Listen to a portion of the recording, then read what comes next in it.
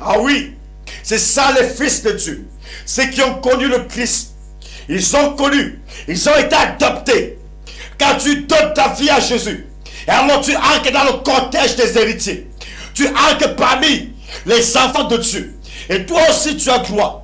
Toi aussi tu commences à avoir gloire à l'héritage des saints, à l'héritage des fils de Dieu. Ah oui, la promesse qui a été faite à Abraham, cette même promesse sera ta portion.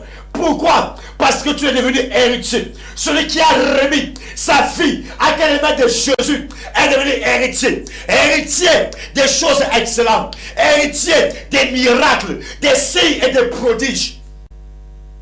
Les gens m'ont demandé, homme de Dieu, pourquoi dis-tu qu'on ne prophétise pas sur les héritiers? J'ai dit, bien aimé, je vais vous dire, un héritier, tout ce qui est là, l'appartient déjà. Vous n'avez pas besoin de prophétiser. Tout ce qu'il doit faire, c'est que selon la loi, selon les saintes écritures, oui, qu'il réclame ce qui lui revient de gloire. L'héritier n'a pas besoin d'une prophétie pour entrer dans son héritage. Non. La seule chose qu'il lui faut, c'est qu'il devienne un homme. Oui, parce que quand tu restes enfant, il y a des gens aujourd'hui, chaque jour ils sont enfants, des petits bébés spirituels. Bébés spirituels. La Bible dit, aussi longtemps que l'héritier demeure un enfant, il ne diffère en rien d'un esclave. Aussi longtemps que tu restes enfant, ton héritage sera géré par d'autres personnes. Pour réclamer son héritage, il faut être mature. Il faut grandir spirituellement. Il faut être capable d'atteindre un niveau spirituel. Et non rester un bébé. Il y a des gens aujourd'hui. Comment est-ce qu'on va te donner la gestion de ton propre corps?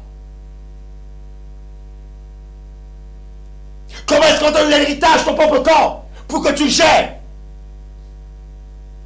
Quand tu es capable de diriger tes propres paroles, quand tu es capable de discipliner ton regard, tu es capable de discipliner ton caractère, ton comportement.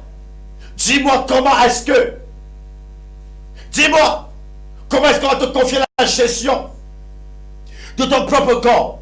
Il y a des gens, des héritiers, qui sont encore des enfants. Ils ne peuvent que gérer 50 francs. Donnez-lui 10 000. Il est capable de gérer 10 000. Dis-moi, comment est-ce qu'on va te donner l'héritage pour que tu gères? Tant que tu ne deviens pas un homme, tu ne peux pas gérer l'héritage des saints. J'entends des pasteurs. Ils disent qu'ils sont devenus pasteurs. Mais quand vous écoutez, ils sont enfants. L'enfant bavarde trop. L'enfant s'agite. Et il ne respecte rien. Mais l'adulte respecte la loi. Il réclame selon la loi ce qui lui revient. Voilà la différence. Avec l'enfant, on lui dit demain venez garder les bonbons. Hein. C'est ça. Les prophéties là, c'est pour les bébés. Les gens, je prophétise sur toi. C'est pour les bébés. C'est les bébés comme ça. Oh, demain venez garder le chocolat. Hein. C'est ça les bébés.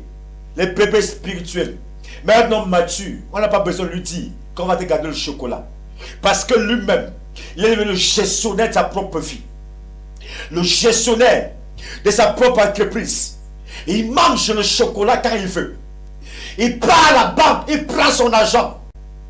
Il peut gérer un salaire comme il veut. Il peut gérer tout un mois. Il y a des gens qui sont incapables de gérer un salaire. Donnez-lui 5 francs. Donnez-lui 10 000. Il ne peut pas. Il ne peut pas. Et aussi longtemps qu'un héritier reste enfant, il ne diffère en rien d'un esclave. Il n'est pas différent d'un esclave. Il n'est pas différent d'un esclave. Bien aimé, il faut que nous entrions dans le contexte des héritiers. Tu peux porter le nom d'héritier, le nom d'enfant de Dieu, mais tu restes enfant et tu ne diffères en rien d'un esclave. pour pouvoir hériter, il faut devenir un homme mature. Il faut devenir un homme qui atteint un certain niveau. Un homme capable de réclamer sa plantation. Sur le plan juridique, nous avons les tables de la loi. Nous avons les tables de la loi. Et nous savons, sur la loi, ce qui revient à telle personne. Sur la loi biblique, tu réclames ce qui revient de toi. Et cela te sera donné. Oui. Un jour, mon enfant, pendant que j'étais en train de... J'étais en train de discuter avec mon épouse. J'étais dans le véhicule. Mon fils était derrière. Je me suis retourné. J'ai entendu les cris. Mon premier fils était en train de crier, d'agoniser. Bien aimé. Mon fils, les yeux s'élèvent. Je me suis tourné. J'ai dit, je suis le père de cet enfant. Et Dieu, l'Éternel des armées, m'a donné cet enfant pour que je l'amène dans son héritage, dans sa portion. Cet enfant me revient de toi.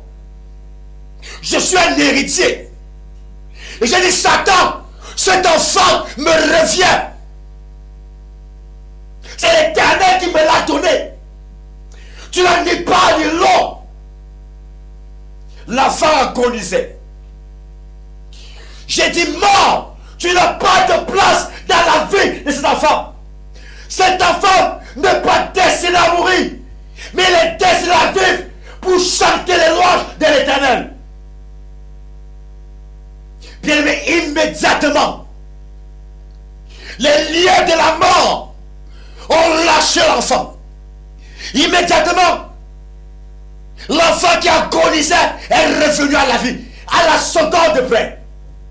Quand tu es né, un héritier mature, une personne qui a une maturité capable d'acquérir son héritage, de réclamer son héritage, bien aimé, quand tu vas réclamer, le diable va lâcher prise. Le diable va libérer. Il saura qu'un héritier a parlé. Un héritier, celui qui est capable de réclamer ce qui lui revient de toi. La santé de mon enfant me revient de toi. La santé de mon épouse, son élévation, l'élévation de mes enfants, l'élévation de... Bien aimé, c'est ça la maturité. C'est ça l'héritage de sœur. C'est ma portion. La santé est ma portion. La guérison est notre portion. Bien aimé, c'est ça. J'ai fait 2 ans de mariage. Ma femme n'avait pas d'enfant. J'ai dit, tu manques Satan. Le Dieu que je sers n'appelle pas les hommes stériles, mais il appelle des hommes qui sont féconds. Et la fécondité est mon gloire. J'ai été appelé par l'Éternel. Je suis l'héritier des gens